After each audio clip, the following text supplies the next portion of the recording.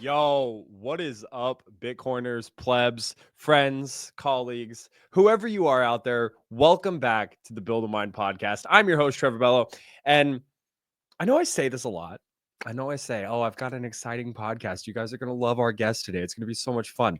No, I seriously mean that today. So, like today, I just got done recording this episode. I gotta tell you, this is one of the best, like top 5 episodes I have recorded over the last 78, 80 podcasts. This is the one that got me the most fired up, that got me the most excited for the future of Bitcoin mining, where we're heading to as a species, as humanity moves forward, presses forward into the oblivion of space and time.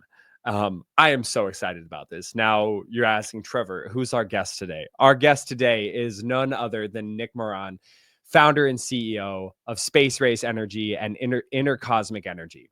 Now, Nick is the first one to discover that Bitcoin mining in space makes space-based power usable on Earth for the first time ever by means of data transfer, marrying together the aerospace, energy, and Bitcoin industries to make Bitcoin the universe's reserve currency, from humble beginnings to extraordinary opportunities. And while all of this is very theoretical, all of it is still an idea that is in the ideation phase. It's still in research and development. I truly believe that space-based Bitcoin mining, proof of work mining, is going to change the game. It's going to secure the Bitcoin network. It's going to decentralize hash rate in a much different way than we are looking at it now. It is going to create boundless opportunities for humanity, and we start to get into this. We dive into so many different topics. I have so many questions. I have a list of questions, a litany of questions that we didn't even get to a third of them. Nick is a wealth of information. He's really spent the time, done his research. He's done his 12,000 hours of Bitcoin, and now he's diving into the mining aspect and trying to figure out how to viably put Bitcoin miners in space. So I ask a ton of questions. I try to get Nick to break this down in a way that we plebs can understand. I know I'm pretty dense, and so if I can understand it, I'm sure that you can figure it out. And I really did. I get it. I understand it. I see where it's going, and I'm really excited to see what will happen in the future. Now, I'm going to jump into this episode here soon. I've got a couple of things that we're going to show that I'm going to talk about before. But I just want to ask you guys, if you enjoy this episode, will you please like it, share it out, comment, subscribe, get this information out there, send it to your friends. If you know anybody who's working in the space industry, building satellites, who, is a Bitcoiner who might be interested in this, definitely send them this podcast. Let's get this message out there. It will help Nick, it will help me, and it could possibly help you as well. So without further ado, I'm going to show you a couple of things. We're going to get a couple ads taken care of, and then we're going to dive into this exciting podcast with Nick Moran. All right, let's go. Join the Mastermind Club, a weekly gathering of Bitcoin miners sharing insights to help you optimize or build your mining business. Our community fosters open discussion and collaboration, connecting you with experts who can help you overcome challenges and find solutions faster.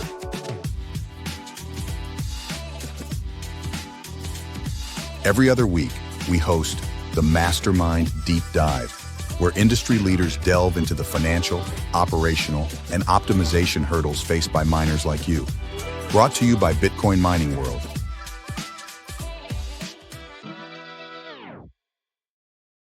All right, guys, as always, I've made it super easy. Go to the QR code there at the bottom of your screen. Go to the link in the show notes. Join the Mastermind community, whether you're a pleb, building heat reuse or just home mining, or you want to be an industrial miner and set out the next megawatt of power for your Bitcoin mining operation, the Mastermind community is a great place for you to go to get resources, gather information, bounce ideas off of other people who are doing the same things in similar phases.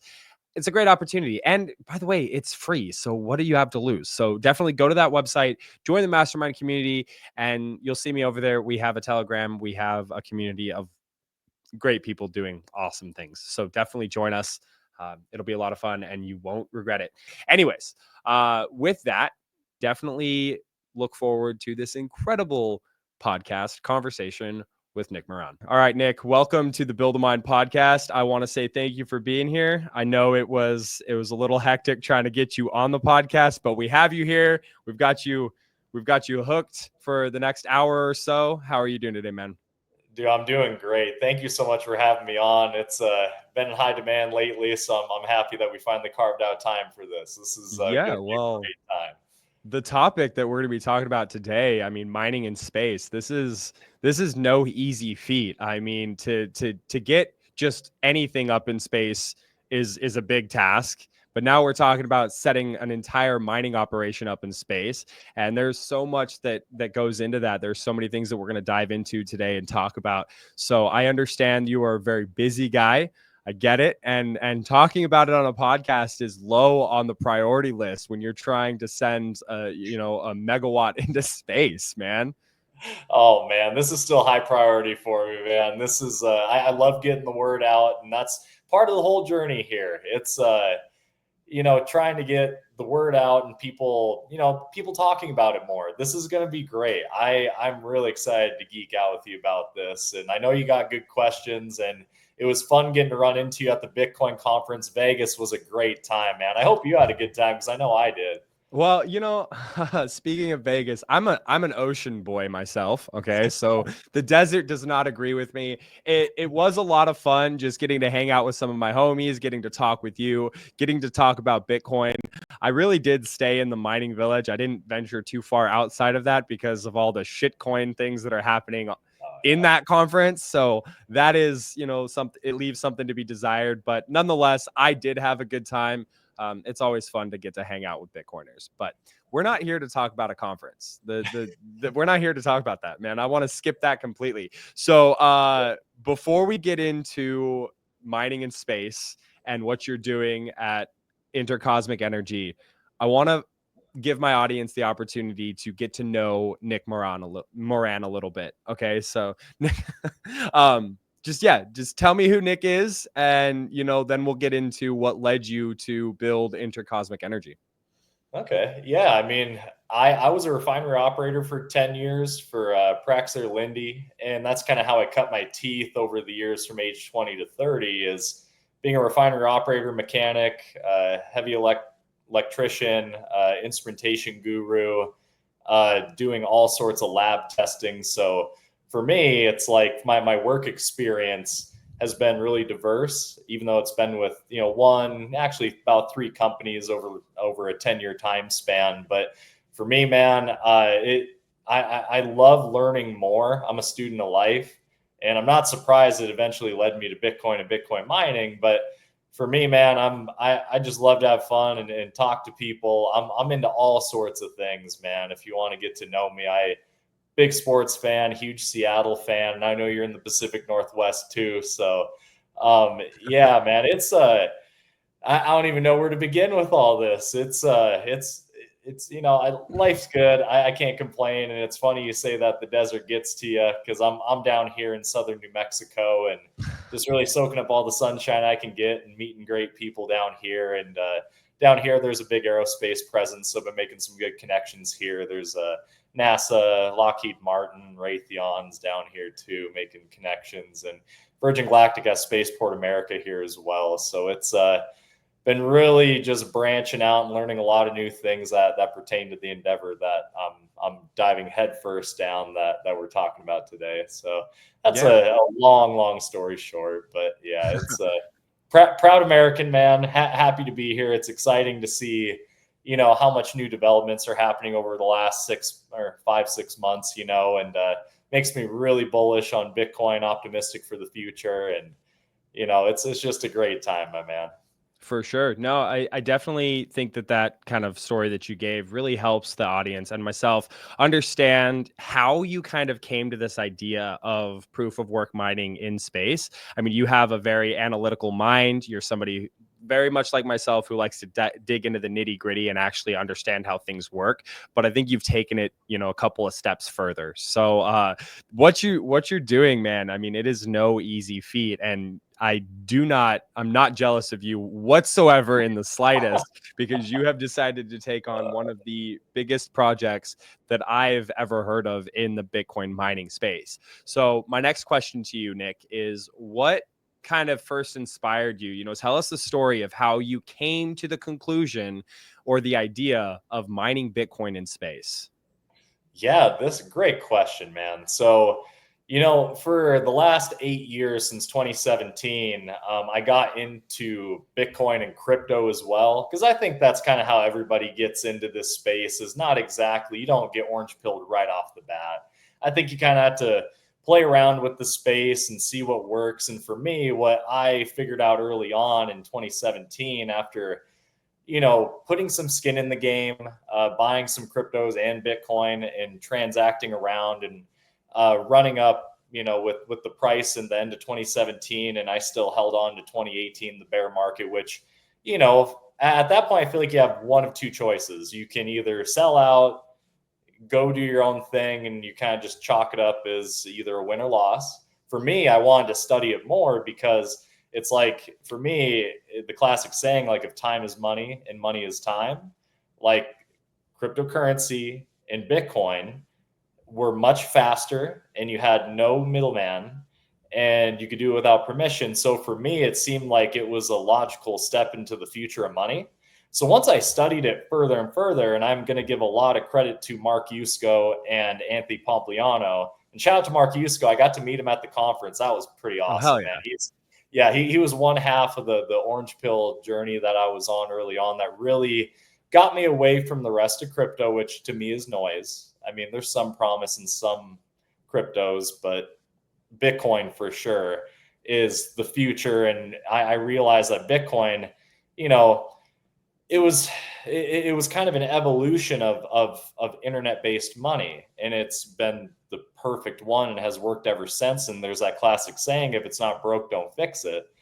For me, I was like, I need to study Bitcoin a lot more. So once I did, I fell more and more in love with it.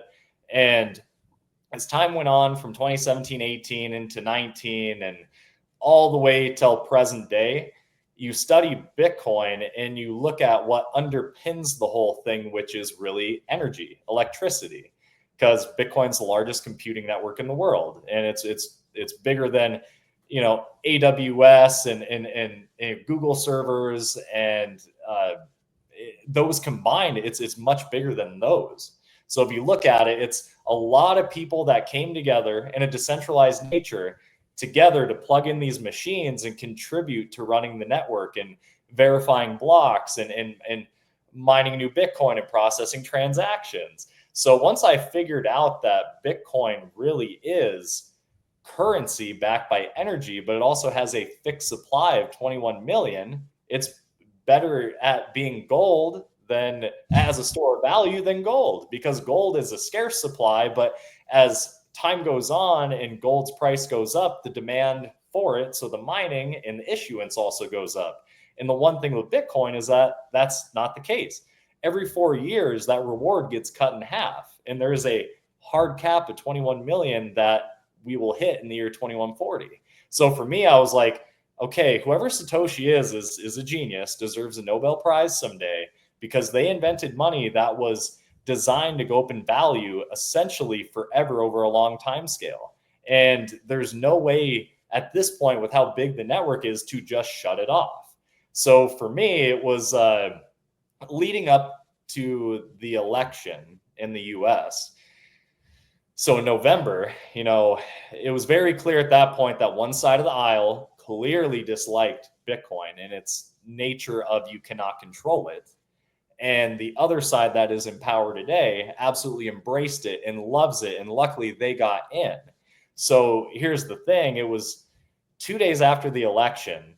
So November 7th of last year, I had the idea of mining Bitcoin in space. And what really spurred that was the fact that, okay, Bitcoin mining, and also the entire crypto space as well, lumped that in, was now had a safe future, a secure future now in the US, which, everybody follows the lead of the US in one way, shape, or form. We are the trendsetters here in the United States of America. So if you look at it that way, it made a lot of sense to me to start diving more head first into more creative ways to really make, contribute to Bitcoin and try to grow its future, because anybody can do it. You don't have to be a big entity or somebody has a lot of pull. Anybody who wants to get in that can contribute in a meaningful way will eventually make their mark known. And so at that time as well, what was made obvious to me is that, SpaceX and, the CEO, Elon Musk, was in a really good position now to continue making headway forward in SpaceX's journey to master the art of reusable rockets, which is going to, over time, drive the cost of launch lower.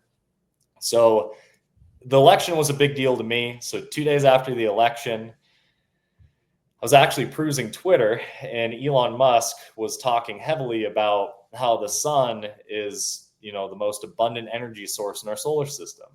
And in that Grok AI generated image, he had a picture of the sun and Earth and something in the middle that struck me as a solar farm in space. And I instantly thought, well, if Bitcoin mining is the only technology, at least on Earth, that can monetize stranded sources of energy, why can we not employ this in outer space as well? Because Bitcoin mining is the only technology in this prime position, because it is location agnostic. It is also flexible load capacity, and it monetizes stranded sources of energy. Mm-hmm. So if you look at all the energy that the sun produces, any watt of that gets lost in the abyss is effectively stranded energy. So when I looked at, this Grok AI generated image, I was like, there's got to be a way to put solar farms into space and also attach Bitcoin miners to them to monetize that stranded energy. And with Starlink becoming more and more prevalent, creating, internet connectivity, all over the world, and also in outer space as well, for, space stations like the International Space Station, other private space stations, and if we're going to be colonizing on Mars, it just seemed like to me, all this infrastructure is being laid out here.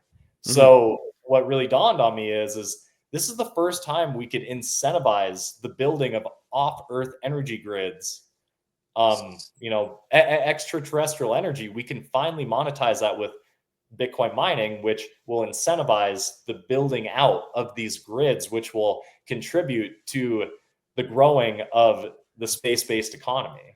Okay, so really, I'm gonna tied together, and I will add one more thing in, because I know you got some questions, and I'll blame you, man, because this is so much fun. So, like, when I had the idea, I literally wrote down a note in my phone that was titled "To Elon," and I wrote like 6 or 8 pages out on how to make, this idea into a reality. And it made a lot of sense to me when I was writing it out and double, triple checking it. And so over the years I've been on Twitter, I've followed, a core 10, no more than 20 people who know what they're talking about in this space. And the only person to get back to me was Anthony Pompliano. So Anthony Pompliano went ahead, I DM'd him, and he DM'd me back within a day and was like, this is a great idea. Like, we need to get on a Zoom call. So we ended up doing that. I got to meet him, which was a full circle moment for me, because like I was telling you earlier, him and Mark Yusko were the two that really orange pilled me. I mean, they were really good. They were going on TV getting roasted, for how dumb of an idea that they were pushing with Bitcoin. And look who's laughing now, by the way. So it was so cool, because he hit me up and I was like, this is amazing. I've been following this guy's content for years. He's a really bright individual, and he's got a lot more presence nowadays with being the biggest, show on X. So we talked. He decided to write really what was a life-changing article on Substack for me. And he has 260,000 paid subscribers on top of having 1.7 million followers on X. So when he put out that article on the 23rd of December of last year, what I found out is most of his subscribers are not just people like you and me, but there's a lot of venture capitalists that follow this man's word. So I had venture capitalists from all over the world blowing up my Twitter, and that's what started Intercosmic Energy and allowed me to begin to get this word out, which has eventually led me to you. So that's really the short story long, I guess. Yeah. No, it's really great because this really shows us the mindset and the thought behind it, and then how you kind of arrived to where you are. What I want to highlight to the audience, if they didn't catch it, is that you've literally, like, this has been a 6-month process. It's not like you've been working on this for 2, 3, 4 years. Like, you did your 10,000 hour into Bitcoin and then somehow managed to land on this through seeing a picture and having an idea, and then really having the fortitude to follow through with it. So while this is not something that is like, it's not real yet, it's still very much theory. I do see it becoming very real very soon for you. I know you have a projected timeline, but I think that with your mindset and the way that you're getting things done and the people that you're getting in the rooms with, I think it's going to happen a lot faster than you think it is. Now, what I wanted to have you lay out for us is, so you want to mine Bitcoin in space. You want to utilize all of the stranded energy that is in space and use Bitcoin miners as, the energy buyers at the end of the day. But lay out this whole thought and the work that's been done on, energy production in space. Some of the companies and the business, or the companies and the nation states that have been building out solar farms, and like what the biggest issue is with trying to transmit that energy to Earth. Wow, great question, by the way. Yeah, and I love that you touched on how many hours I've spent, diving into this and studying this, because I remember talking to you in person, and it just goes to show that you actually listen, man. Well on you, because I don't think I mentioned it, but yeah, I've spent over 12,000 hours studying Bitcoin mining, and all the different rabbit holes it dives down. Right? I would hope so. If you're about to undertake this kind of journey, man, if you've only done like 100 hours and you're trying to do this, like you're gonna fail. So it's Well, good. shit, either that or I'm the quickest learner ever. And I'm Yes. not the smartest cat. I'll be the first person to admit that. I'm pretty humble about that. But, you asked a lot of good questions there. So, to start out here, I will give you some background. So NASA, the European Space Agency, and other space agencies worldwide have been studying how to put solar farms into orbit and actually take something called, the term is energy transfer. So to put a solar farm into space, take the sun's energy, convert that direct current into laser beams and microwave, and try to send basically that energy back to Earth. But because you have so much energy lost in transmission from space to Earth that way, if you generate 10 megawatts of energy, you're lucky to get 1 megawatt of energy back to a ground station. And so you have at best 10% efficiency here. 11%, I think, is the highest I have seen. So close enough, right? Mhm. That's not enough to economically incentivize doing this today. So, and not only that, but it's extremely unsafe too. Like, I would definitely not want to be in the middle of that laser beam when it's transmitting all the energy back to Earth. Like, there's just so many red flags with it. So if you look at what makes more sense, is putting like compute into space. So, i.e., Bitcoin mining into space. So if you look at the two biggest bottlenecks with Bitcoin mining on Earth, it's the energy that you need, and also the cooling, so water that you need to cool the process, right? So if you look at putting Bitcoin mining in outer space, it is a match made in heaven, if you ask me. So if you look at putting Bitcoin miners into space with orbital solar farms, you can, with low latency with Starlink, right? So you also have Blockstream satellites as well. So shout out to Adam Back for making that happen. So you can take, you have these internet connectivity bridges from space to Earth, if you want to look at it that way. So, you know how I told you that the research method was energy transfer, which, by the way, they've spent over $2 billion in taxpayer money just studying it. So if you look at it this way, you put Bitcoin mining into outer space, you can utilize every watt of the sun's energy out in orbit for these miners, and you have the cold vacuum of space to expel the waste heat from these miners. Those are the two biggest bottlenecks on Earth, like I was telling you. Mhm. So then the third one would be, okay, well, the latency of competing in a mining pool or being able to send these Bitcoin rewards back to Earth. Because the way I look at it is this is Bitcoin derived extraterrestrially that we're sending back to Earth. So if you really want to describe it like this process, it is a database transmission line of digital energy. It's a lot So of big words there, Nick. dude, I know, right? I'm surprised I got that right on the first try. Might have explained this a time or two, just saying. But yeah, it's amazing when you look at the breakthrough of this, and I'm shocked that I've gotten credit with being the first person to be able to articulate it like this, because I know there's brighter minds out there that can not only make this a reality, but also team up with me to help make this a reality. Now that the idea is out there, the thought's out there, and there is a lot of enthusiastic people in the Bitcoin mining space, a lot of people are enthusiastic, that have an interest in aerospace and in outer space as well. And it's so exciting to me because if there's going to be more privatized space stations built and launched into orbit, and we're going to be colonizing on Mars, like the space-based economy is just starting. Like we're trying to find ways to make it profitable. It's like stumbling upon a country that's never been discovered before.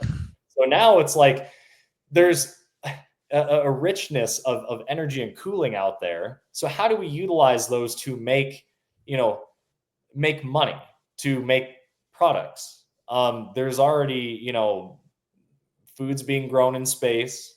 Pharmaceuticals are being made in space that both really benefit from microgravity. So this is just another creative way of generating money in this space-based economy. And it's all because Satoshi created Bitcoin. Like if Bitcoin wasn't created, you couldn't monetize the stranded solar energy in a decentralized fashion that's flexible load capacity, that's location agnostic. It's so special to me because if you look at renewables being built on Earth and how long it takes transmission lines to get to these renewable energy sources. If you look on Earth, one way to make them profitable right now is employ Bitcoin miners on site. So you can start making money, right now, while the infrastructure finally meets in the middle with these energy generation stations.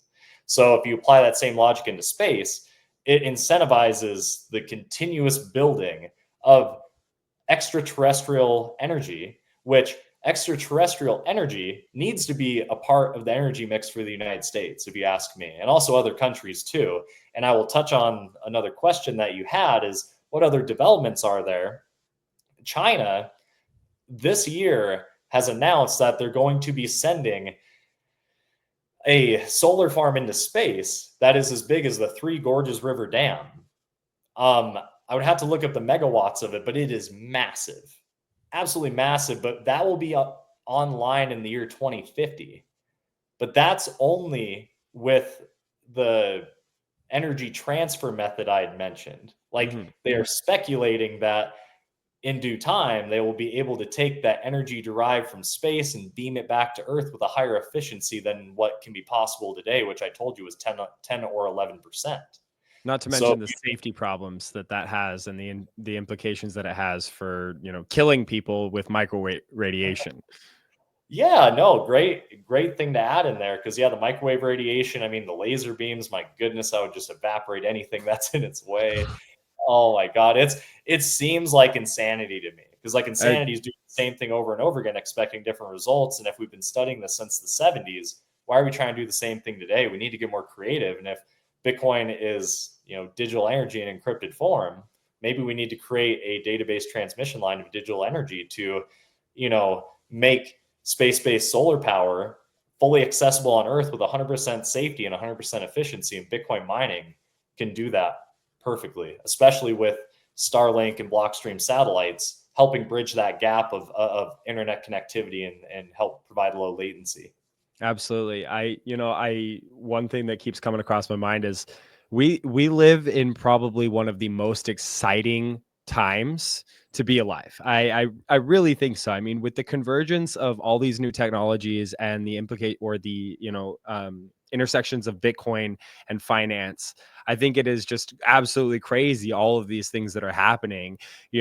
I personally, I have a son, and I want to leave a better world for my son. I want to leave a more exciting world, a better place for him to live with more opportunities. And I think that we're finally seeing, because of Bitcoin, and I hate to say, oh, Bitcoin fixes everything, but like Bitcoin enables the fixing of everything. It might not fix it all, but it does allow us to start thinking about these things deeply and really start to figure out methodologies to fix it. So that's one reason why I'm super excited about this, because there's a lot of other like intervening like technologies and things that are happening, that because now we're able to monetize stranded energy in space, we can do a lot more things with it. And I want to touch on that a little bit later. But one of the things I want to talk about is payloads. I want to talk about, you send a megawatt of mining into space. Right now, we're talking, I mean, hundreds of thousands of pounds. If you're, talking the solar arrays, we're talking all the miners themselves, the immersion equipment, the cooling equipment, the actual like generators or whatever it is. I'm not the guy to ask about what all is included, but it's needless to say, it's heavy. It's heavy as hell. And I think you have something on here currently to send something into space. It's like $50 a kilogram. So that's that. Oh man, no, yeah, I love what you touched on, because that's the biggest thing, is that the weight of sending this out into space is what's going to drive the cost of it.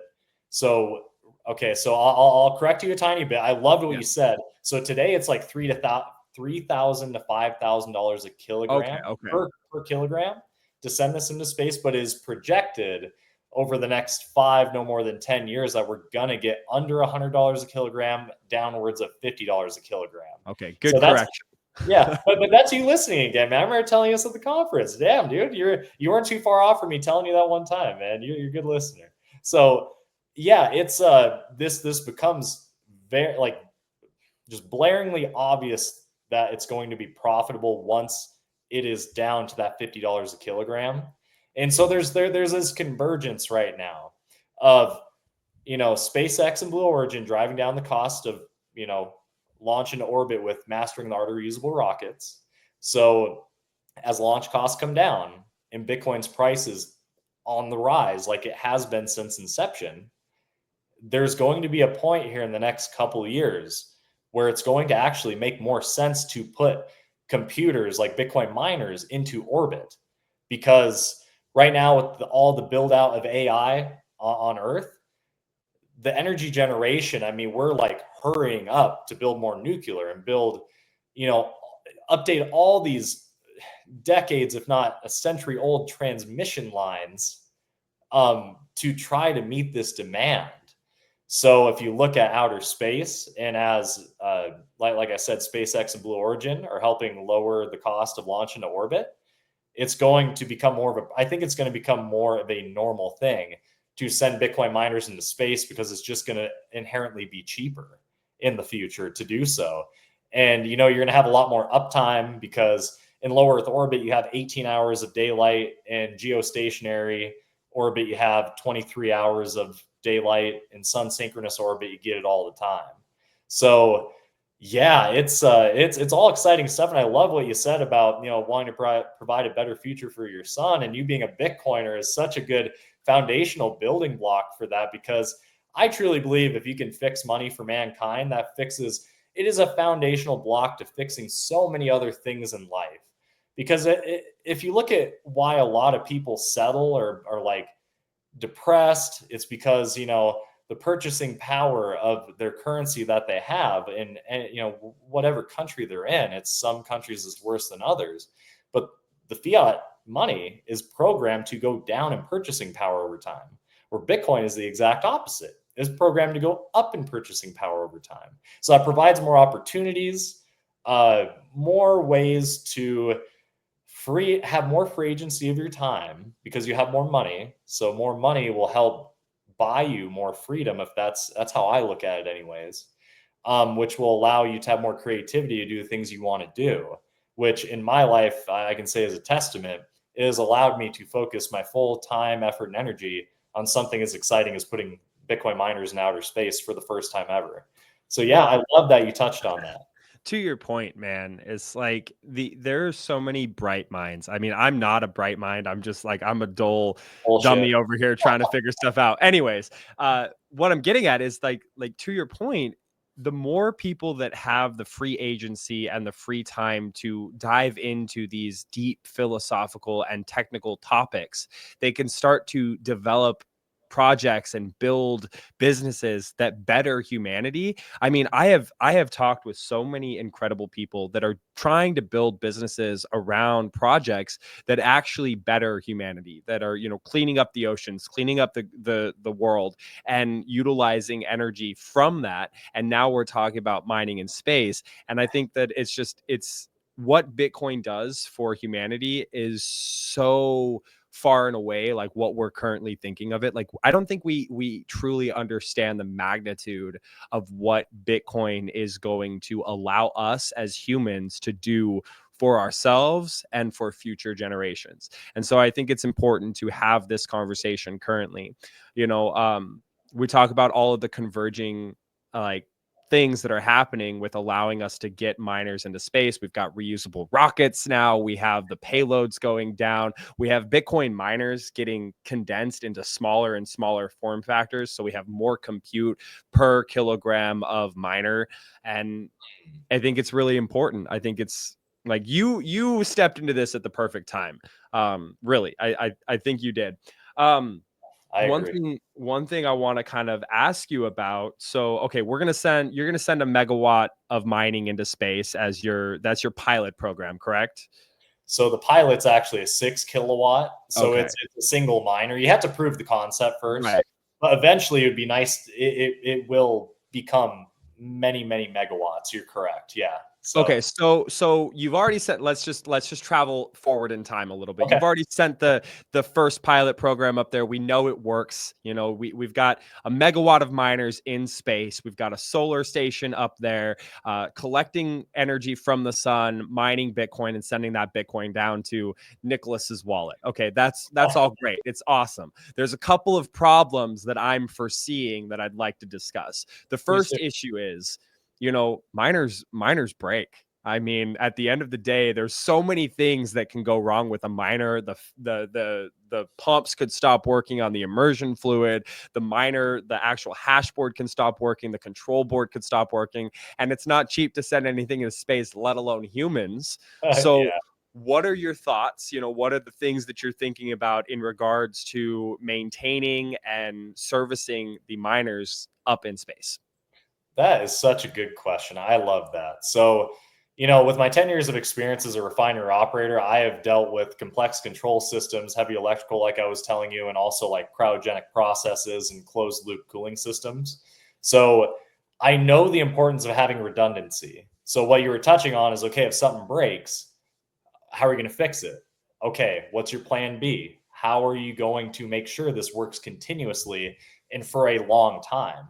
So if you look at, putting Bitcoin miners into orbit in a satellite, you had to have redundancy. So you'll have multiple pumps. So if one pump fails, there is going to be something in the control system that kicks on a secondary pump and opens up the valves and continues the process. And one really nice thing about Bitcoin mining is that, like I told you, is flexible load capacity. And I know you know this, but you know, it's not going to kill your entire operation to be down temporarily.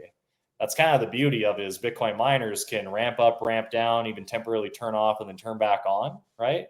Mhm. So if you look at having to maintain these, right? So I think what is more important to touch on is when you're saying something in space, you need to make sure it's done perfectly from a cost perspective and an engineering perspective. So with me, I would consider, I have an engineering background. I understand how important it is to have something run and not have to watch it continuously and not have to mess with it continuously.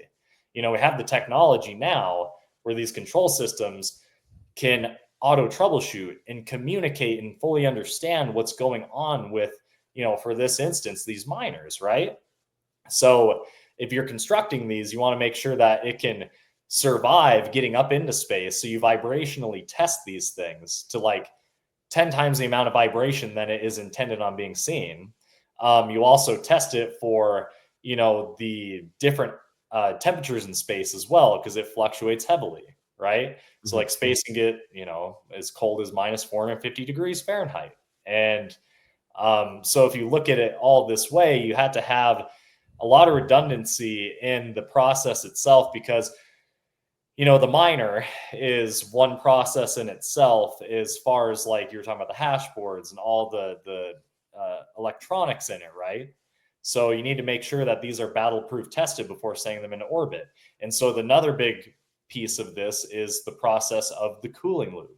So if you're talking about, for instance, an immersion miner, you need to make sure that the immersion cooling fluid that you have can withstand, the cosmic radiation, can withstand the temperature changes that it's going to see, and also be able to effectively, the fluid mechanics need to make sense and be able to keep everything moving. And so if you look at just this whole satellite and this process in itself, if you need to do any maintenance on it, I mean, it sounds fun to say, yeah, we put an astronaut up there, you go up there and fix it real quick and come right back to Earth. But, with, the emergence of like robotics, I think if you go ahead and make not only just a small pilot satellite to prove it, right? You were talking about, going into the future with, hundreds of megawatts.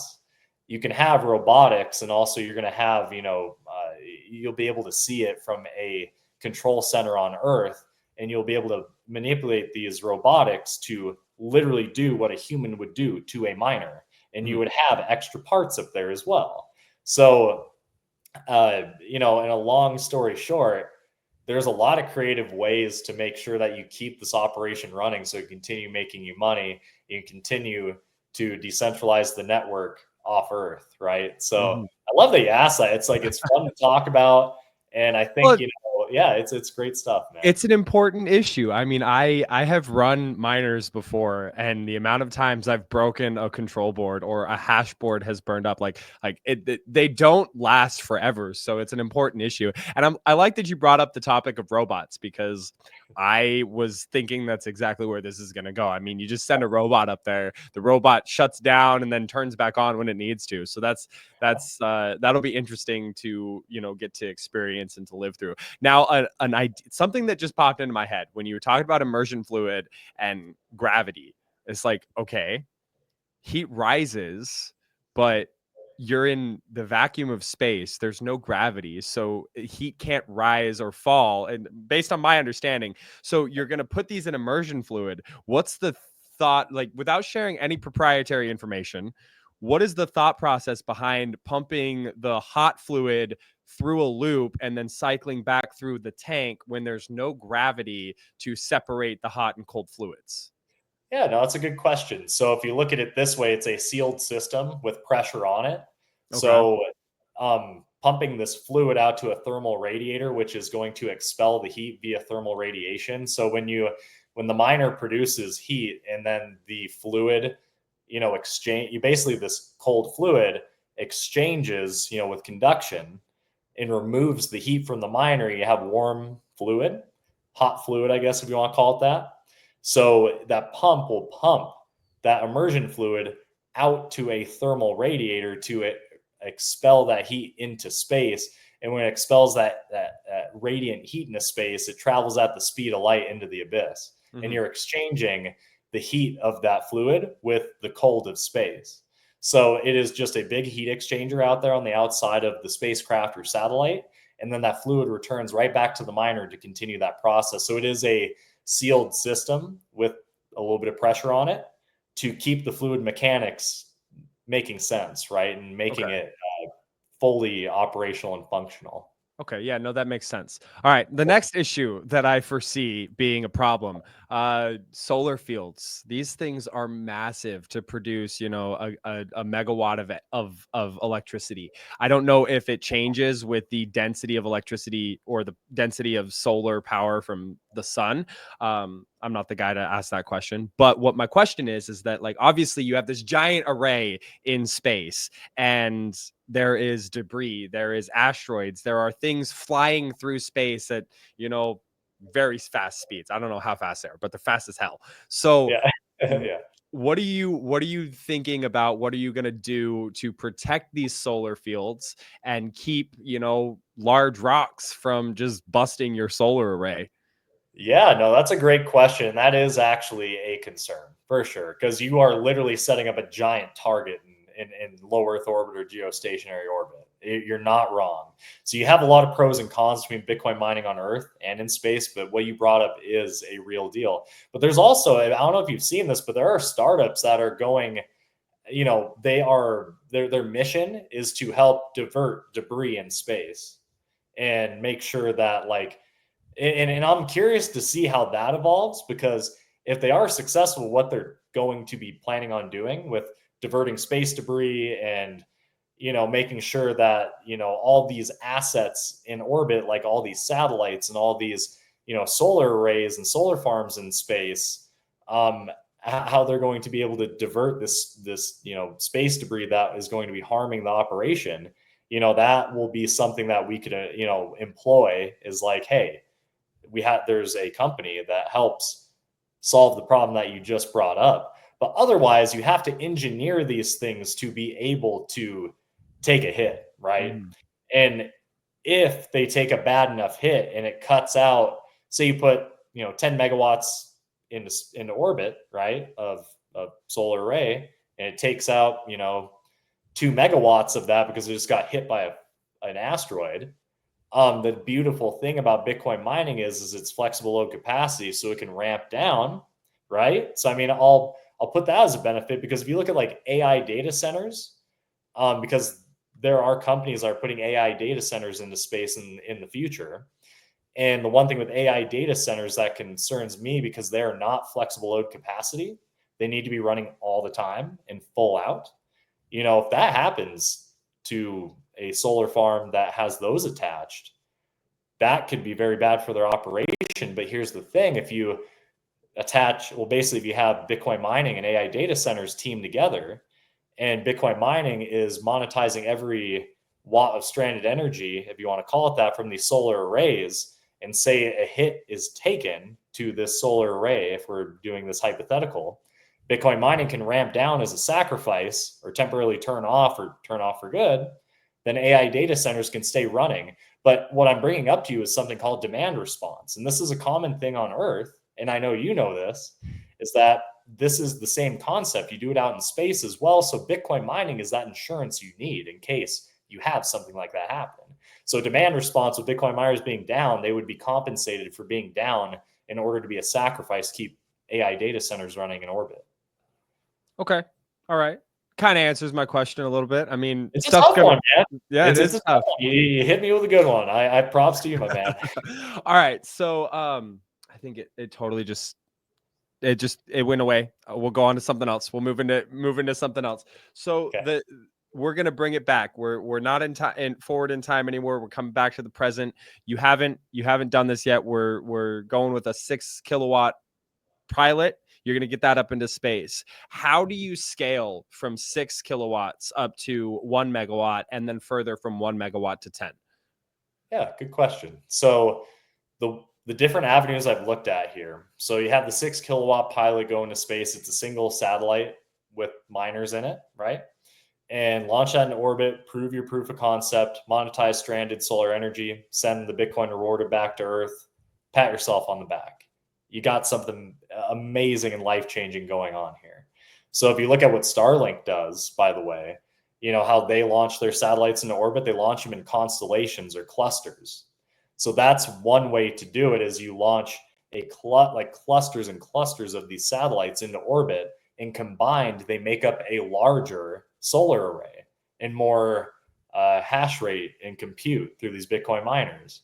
And so another way to do it as well is constructing a large spacecraft and putting Bitcoin miners in it and launching that into orbit and piecing it together up there. Because if you look at how the International Space Station was built, it was built in many large pieces and put together, right? Mm-hmm. And so one big thing for me studying wise, because I've been studying this to the end of time for the last 6 months, is that the International Space Station is such a good case study. If you want to understand how computers in orbit can function, and also heat removal and heat reuse, and also looking at how thermal radiation can basically, they have proved the concept that you can put computers and humans into orbit and it can work, and it can work for decades. So if you look at them, they have big solar arrays, they have all the thermal radiation cooling needed, they have all the concepts of heat pipes and immersion cooling, and also looking at like space construction to make sure it can last a long time. So to scale this up, you look at constellations of satellites and also spacecraft. And I guess if we're touching on the International Space Station here, it's planned on being deorbited and destroyed by 2030. So they say, it seems to be changing back and forth on whether they're going to do it in 2030, 2032, whether they're going to do it at all or do it sooner. I know one thing's for certain is that Russia is backing out of its commitment in 2028. Okay, the biggest cost today of sending Bitcoin miners into orbit is not only the launch cost is the biggest cost, on top of also construction being the biggest cost. So those two things, if you look at the International Space Station, it's already been constructed a long time ago. It's in orbit. It has a lot of shelf life left on it. If we can get Bitcoin miners up there with, if you look at how they restock their International Space Station through the SpaceX's Dragon that they send up there, the capsule, you can send Bitcoin miners up there. You already have really competent astronauts that are employed in there all the time, that are on rotation. They've done much harder things. If there was a way to retrofit the International Space Station into a large-scale Bitcoin mining operation, you were talking about how exciting of times we live in. Holy shit. Like, that is 100% a reality at this point in time. It's trying to get the word out and get, because to me, it makes perfect sense to do. Mm-hmm. So if you can get the word out and get more buzz generated around it and really make it make sense to people of importance that actually have some say in poll, I could see that being a reality. Well, I mean, right now it's this 4-year cycle is the cycle to do it. I don't think anybody's been talking more about Bitcoin than, CNN and the government, the people in power, the Trump administration. They've been talking about Bitcoin a lot. So, if there is ever a time to bring up the idea of Bitcoin mining in space using the International Space Station, which, like you said, is already set to be decommissioned. I mean, instead of crashing into the Pacific Ocean, why don't we leave it up there and do something useful like mine Bitcoin, which is money? So I think that's a great idea. Oh, thank you. I totally agree with you, by the way. Now, okay, so this is my favorite part of the podcast, and specifically this conversation. I love diving into the philosophical, and we're going to get a little bit heady, and I have a lot of different like intervening ideas in my head, but we'll start with this idea of the Kardashev scale. And I know you know what this is, but to the audience who doesn't know, definitely go and look up the Kardashev scale. It's this idea of tier 1, tier 2, and tier 3 civilizations. Currently, we're at a tier 0 civilization. And to get to a tier 1 civilization, we need to use up all of the energy resources in an efficient manner on our planet. To get to a tier 2 civilization, we have to use up all of the energy from our star. And then from tier 3, it's like using up all of the energy in an efficient manner from like other stars. Now, to do this, I mean, let's say we get to a tier 2 civilization and we're using the energy of our star. We've created a method, Bitcoin mining in space, to mine Bitcoin from our sun, utilizing that energy to send a monetary asset back to Earth, and then, enriching the lives of humanity. Now, I don't really have a question here. This is more of just like me spitballing off of you. I want to hear your thoughts and what you've been thinking of. when you're literally talking about creating a Dyson sphere around our sun with hundreds of millions of little satellites that mine Bitcoin? Yeah. Off to you. No, dude, I love that you broke that down. It's very important to understand like how big of a pillar energy generation is for like, benefiting humanity and growing humanity and being able to advance civilization, like you're saying. Because I don't want to create a Dyson sphere around our sun fully. I want to kill people doing this, right? But like all jokes aside, is that yeah, I mean, if you look at what makes the most sense is all right, we need to send, big solar farms as close to the sun as possible and have, low latency internet of being able to send this Bitcoin mined back to Earth to, like you said, benefit humanity, decentralize the network of the best and hardest money that's ever been created, and I'm convinced will ever be created. You know, fixing money for mankind is a really big deal. And so there is, I love the idea of a Dyson sphere around another star and being able to take all the energy generated from it and power, Bitcoin mining and also like data centers as well. I'll add in there. And one company I want to shout out is Star Cloud, that is led by Philip Johnston, their CEO. I've been in contact with him, and he's very bright. And he's also another case study. I guess when I look at his company, he's been looking at putting AI data centers into orbit since early 2024. And so we've had some interesting conversations, and also the things he posts on X. He's a great follow. If you want to talk about, Kardashev scale and Dyson spheres and things of this nature, I feel like you guys would get along well, by the way. But, talking about how, to me, like data is going to be like the lifeblood of civilization moving forward because of how important it is. And to me, the most important pieces of data are these 2.1 quadrillion Satoshis. So that add up to 21 million Bitcoin, right? So if you look at how important money is and how valuable is it to own the best money that's ever been created, and you look at each Satoshi as a piece of data, to be able to keep the network running on the most consistent energy source, which would be a Dyson sphere around a star. It excites me when you talk about this stuff because I think it will get there. Not in our lifetime. If it does, that would be awesome. But humanity will eventually figure out that, you know, making, the type 1 civilization on Earth, we're making headway there. It just tells me how early we are. It's amazing.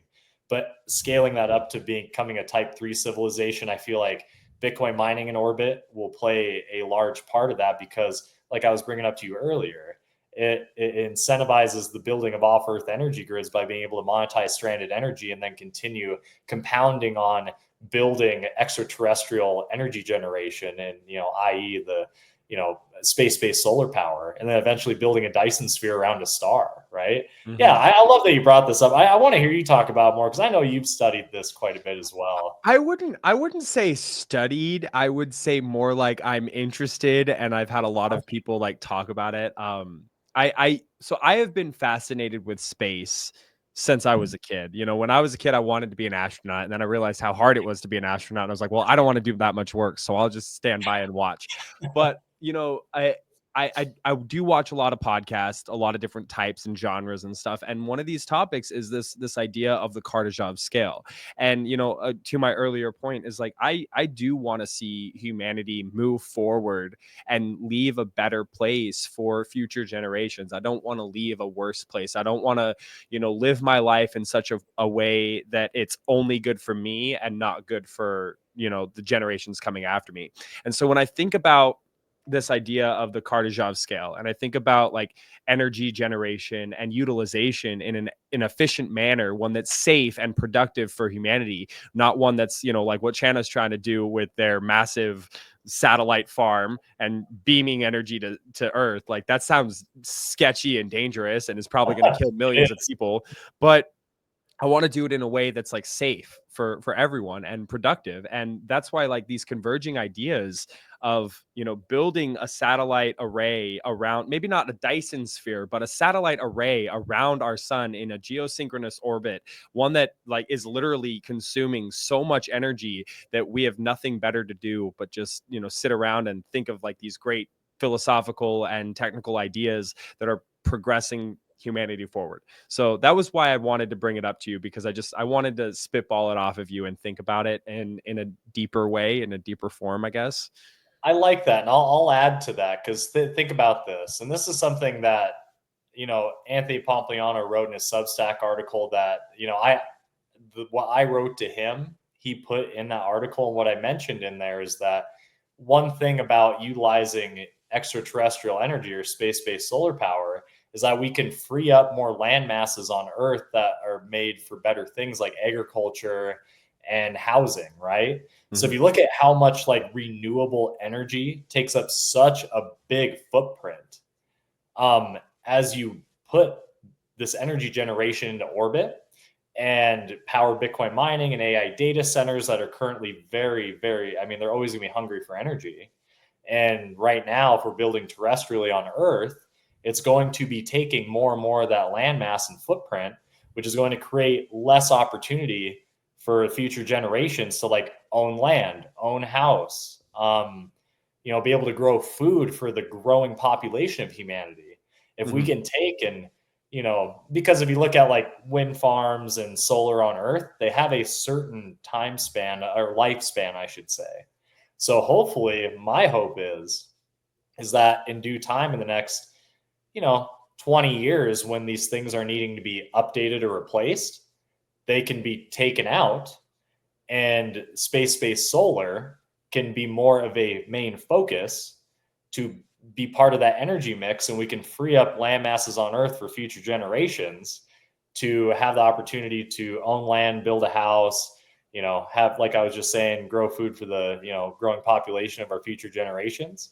And on top of that, with Bitcoin becoming more and more prevalent and being the money that fixes mankind, I see that I'm optimistic with that trajectory. And I Mm-hmm. think with our interests in Bitcoin and in our journeys, your education journey and my journey to expand, Bitcoin mining into orbit and create, more, really creative ways, I guess, to mine Bitcoin that will not be a strain on Earth. It's just all good things. And it just tells me that Bitcoiners are really onto something. I think we're really just scratching the surface, really. Oh, I It's only agree. been around for like no more than 17 years at this point. Yeah, So I yeah, do. I want to push back just a little bit, just a me tiny too. nudge, just a tiny nudge. So I like the idea of moving AI data centers to space, because this is a non-flexible load that if we could move it to space, it would pull a lot of strain off of our energy grids. But if we're talking about, the population growing, if we're talking about building more houses, more people, we're at 8 billion people or something like that. If we move to more people, like, in order for these people to thrive, we need energy. There's a huge energy dependence, and we need to be able to provide that energy.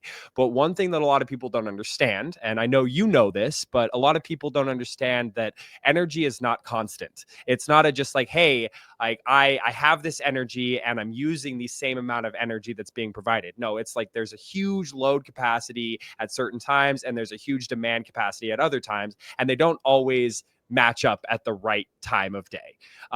One thing that Bitcoin mining allows this flexible load that we've discussed a little bit previously, is this idea that, or not even idea, it's actual like practice now, where Bitcoin miners are able to, turn on at times of low demand and turn off at times of high demand. And so on this duck curve of electricity, it kind of does this.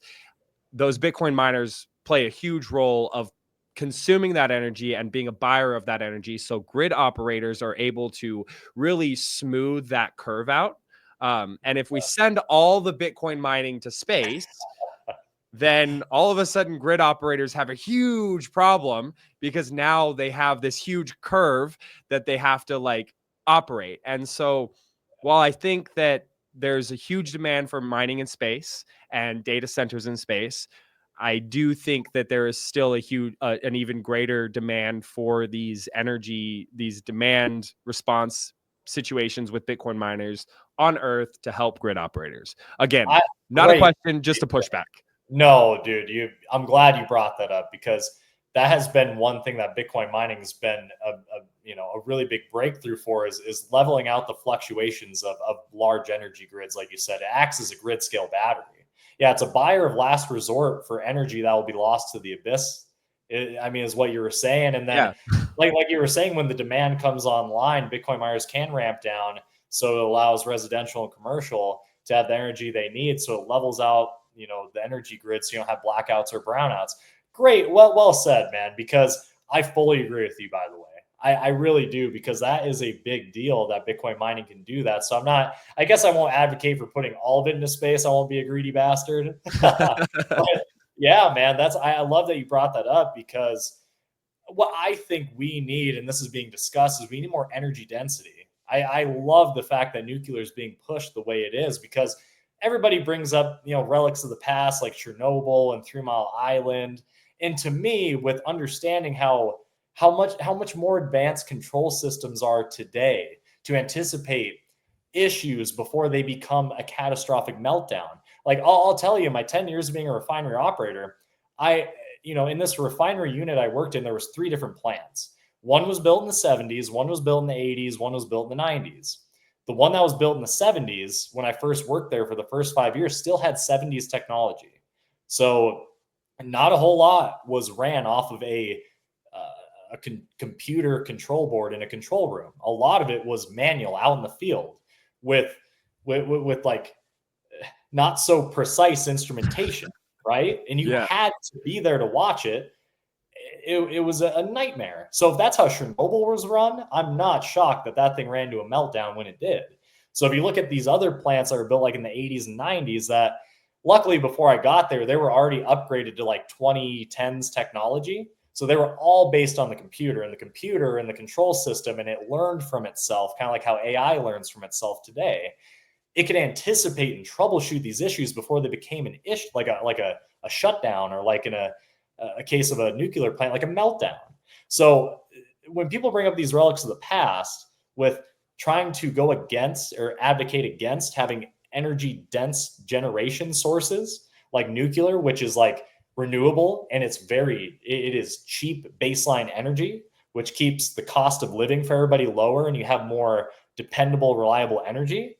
And then if you team up Bitcoin miners with it, it can monetize any excess energy when the grid, like you were just bringing up, there's more demand, Bitcoin miners can ramp down. It's a perfect symbiotic relationship there. And I will 100% agree with what you said. And I love that you brought that up, because I think we need Bitcoin miners terrestrially and extraterrestrially as well, for sure. Couldn't agree more. Now, I want to be respectful of your time. Do you still have more time? Because I have tons more. I have more questions, but like if you need to wrap it up, we can wrap it up. How many questions you got? That's the better question. Okay, you know what? I can still it down to like 3 or 4. Let's do it. Let's do it. Okay. All right. I just want to be respectful of your time, so we'll try to do this Thank quick. you. We're still in the philosophical, and okay, not really questions, more of just like topics. Okay, so we're mining in space. We have megawatts up there. Something that I'm really excited about is this idea of heat reuse. Using Bitcoin miners to transmit the energy. I mean, it's Newton's third law of thermodynamics, or whatever it is. Like energy cannot be created nor destroyed. It can only be transferred. So every watt of electricity thrown through a Bitcoin miner comes out as a watt of heat. And there's a specific like conversion of like what that turns into in BTUs. And so us heat punks, we've been using Bitcoin miners as heaters, and it's really fun. It's great. But when we're thinking about, what does this have like downstream implications for growing food in space? Like my thoughts are, and I'd like to hear your thoughts. What happens when we can put a Bitcoin mining operation in space, utilize the stranded energy or the stranded heat to grow crops in space, and send not only Bitcoin but food back to Earth? What are your thoughts? I like that. I like that you brought up heat reuse, because I know that you're really big into that. I've definitely seen a lot of conversation around it, and you definitely bring it up a lot. And I'm glad that's brought up because there's so many cool little projects with it here on Earth. Like you were talking about, people heating their homes with it, their hot tubs, and all this stuff. Where I see it being a really big, beneficial thing in space is like there's going to become space tourism. Like there's gonna be space hotels. I'm glad you're Want taking to it this heat? direction. Sorry, go Oh, ahead. oh no, it's all good. But like, yeah, I mean, you can take and heat these hotels that humans are going to be like occupying, and it's like more of an efficient way, because that's really what it is. You're just utilizing, like you said, every watt that is used by the miner and then is like expelled is waste heat. Reusing that waste heat for something productive rather than just wasting it into space is a great benefit. So like space tourism, you could heat up these space hotels with growing food, like you brought up. That's a big benefit because you need a certain temperature and humidity to grow certain foods. And yeah, I could see it being a massive benefit, because when you plug in a Bitcoin miner, you're instantly monetizing stranded energy. So you're making money, but also reusing that heat for a secondary use of like assisting in growing this food too. Yeah, that is so cool that you brought that up, because it just gets me optimistic about all these different byproducts of using heat, waste heat, the heat reuse of miners in orbit for all these other different use cases. Well, and I'm also thinking, okay, I've watched a lot of sci-fi movies. I've read a lot of sci-fi books, science fiction, and I love space, so I love these books. But it's like this idea of taking a spacecraft. Let's say we're 100 years in the future. This idea of being able to take a spacecraft and travel the stars, but you need to fund it. You need some sort of interplanetary money to fund your operation. So wouldn't it be awesome? And this is very philosophical. This is very heady here, but and I apologize to the audience who doesn't appreciate this, but I love this. So wouldn't it be awesome if you could mine Bitcoin as you're traveling the stars with your solar array, collecting energy from the sun or the nearest star? You're growing your own food, you're generating your own heat, and you're traveling the stars. And anytime you come to an interplanetary space station, you can refuel or do whatever the hell you need to do because you just mined a shit ton of Bitcoin, like, on your journey. I'm just saying, that's a cool idea. Someone needs to write a book. That is man, you just blew my mind. That is some of the coolest things I've heard, man. That is so cool. Just the picture you painted and how well you articulated that. I could definitely see that happening like hundreds of years from now. I love that, man, because I think with what Bitcoin mining in space, I think that if I'm reading the writing on the wall correctly, which I believe I am, is that Bitcoin mining in space will help lay the groundwork to make Bitcoin interplanetary money in the universe's reserve currency and store of value. So yeah, no, what you painted, that picture, man, that is, I think you might have just predicted the future. I Maybe. could totally see that. That is so cool, my man. I wish I could shake your hand. That was awesome. All right. I'm not gonna take up too much more of your time. Oh, that was awesome. I'm glad I stuck around just for Right. that. Well, you know what? I think it'd be a really cool book, and that's what I've been thinking of. Is like someone needs to write a book about space-based mining and using the Bitcoin to fund your journey through space, your escapades, and then like it just has downstream effects, and it could actually happen. We could look out 100 and 150 years, and that could be a thing where people are mining asteroids, and so they're collecting money from mining the resources on the asteroid, but also using Bitcoin to generate heat and grow food and fund Yeah, their you're basically projects. self-sufficient in orbit. Like that's so Exactly. cool because, dude, it's like if you look at like Bitcoin's early days, I can't remember the guy's name, but there was one guy like in 2010 that traveled from the East Coast to the West Coast just paying in Bitcoin, and that was like a big journey and really cool and a story worth writing about. Yeah, in like 150 years, what you just said is going to be the story that's written about. It's like, whoa, this dude traveled from like Earth to Mars, and like look how he like funded it. Yeah, dude, that is so cool. I love that. I Uh, love all right, so let's pull out of the philosophical, get back into the reality. that. All So, right. Nick, what do you need? If we're let's, I don't know if they're actually listening, but let's say somebody is listening to this and they have the resources to help you get to the next stage in with intercosmic energy, get to the next stage of building out this pilot project, what is it that you need to get to the next stage, and how can we help you? Thank you. I really appreciate you asking and also giving me a little bit of the floor here for that.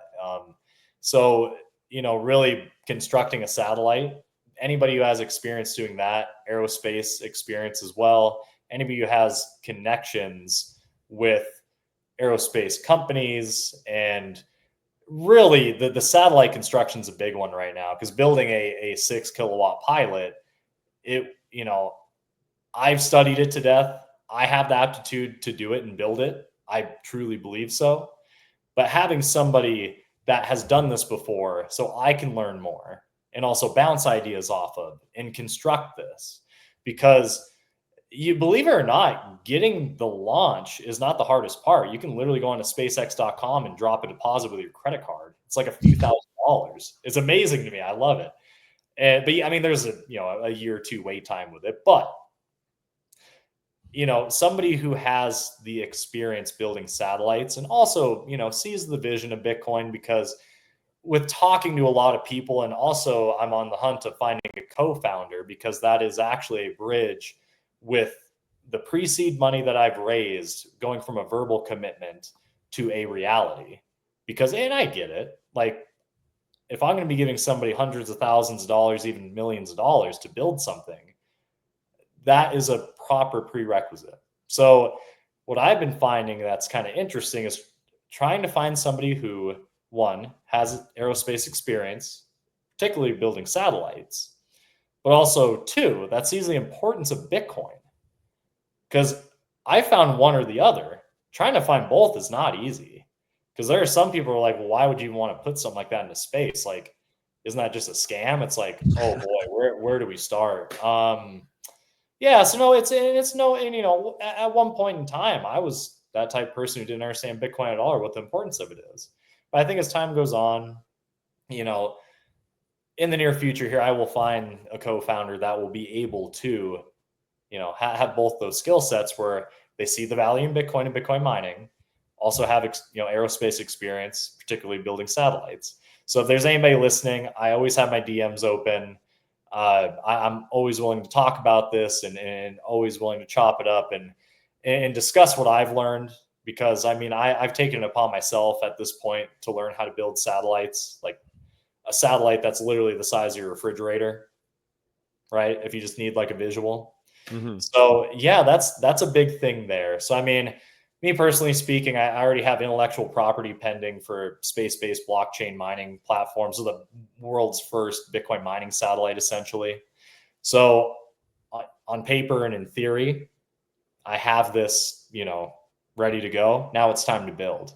It's time to do things. You can just do things. You can just do things. And yeah, and what you can do to help is exactly what you're doing right now. And I appreciate you so much, Trevor, that you're willing to, have me on your podcast and put the word out there. What you're doing is a benefit to humanity, and I really appreciate you a lot for doing this for me. Well, I don't know if it's as much of a benefit as mining in space, but I'm just doing what I enjoy doing, and getting to have these awesome conversations with people like yourself. It really fires me up. It gets me excited. I've been looking forward to this for a while, and it did not disappoint. I mean, I'm still kind of like reeling from all the things that we talked about, and I'm excited to share this one out to the masses. I will make sure that all of your your socials. I'll make sure that we link to your website, and anything else that you want me to link, just send it to me and we'll get it linked in the show notes. So if people want to get a hold of you, they can easily do that. And last question, and this is going to be another philosophical curveball question, and if you haven't been paying attention to the show, you won't know this is coming, but that's okay. I ask everyone this question. It has nothing to do with mining in space, but Nick, what does Bitcoin mean to you? Oh my goodness, it's corny as it's gonna sound, man. It means everything to me. It has entirely changed my life as an investment, to freeing up my time, focus, and energy from getting away from a 9 to 5 to doing things I'd rather be doing with my life. It has escalated me from a lower working class to above middle class, I could say comfortably. And I say that humbly. It was never a certainty that Bitcoin was going to be what it has become today. there's just been so many perfect storms with a lot of turbulence along the way to getting it where it is today. But it is like very safe and certain at this point. I am very thankful I invested my time, focus, energy, and money into Bitcoin because it has just opened so many doors that wouldn't have been able to be opened otherwise. And so I know that I'm not the only one it's helped in that respect. And I know that I'm not the last person that's going to help in that respect. So I really have a passion fixing money for mankind. I know Bitcoin is exactly what is as advertised in that respect. And I feel like I am a testament to that. And for me to continue that flywheel of educating more people about Bitcoin in general and how it can help people in their life get to a better place.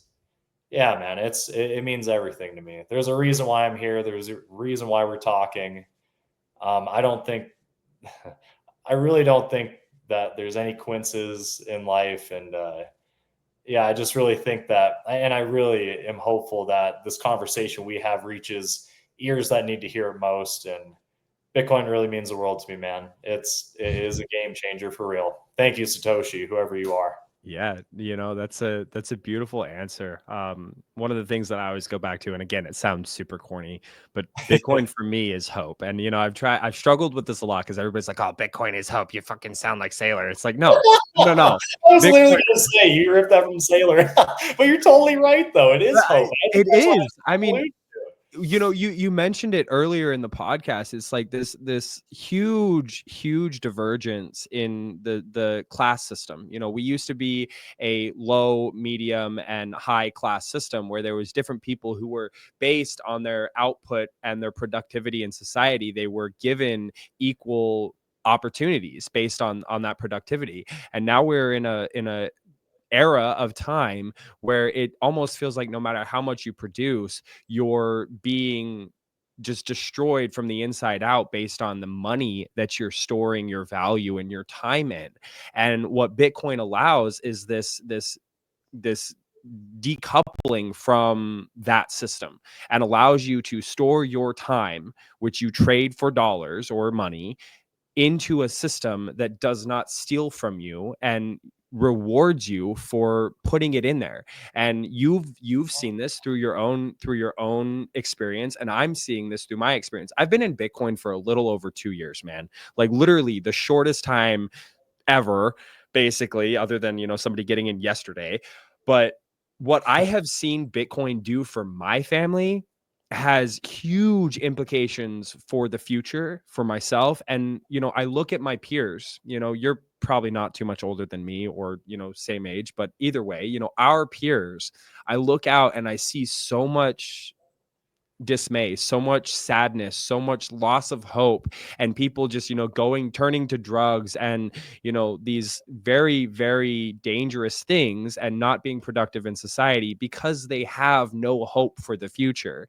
And so when I say Bitcoin is hope, I literally mean that in the sense that Bitcoin, because it's better money, allows you to have hope for a better future. And when I talk about my son, it's like, the only thing I want in this world, dude, literally the only thing I want in this world is to be able to look at my son 80 years from now and know that he is successful based on his merits, based on the things that he produces in society, whether it be intellectual property or physical like work.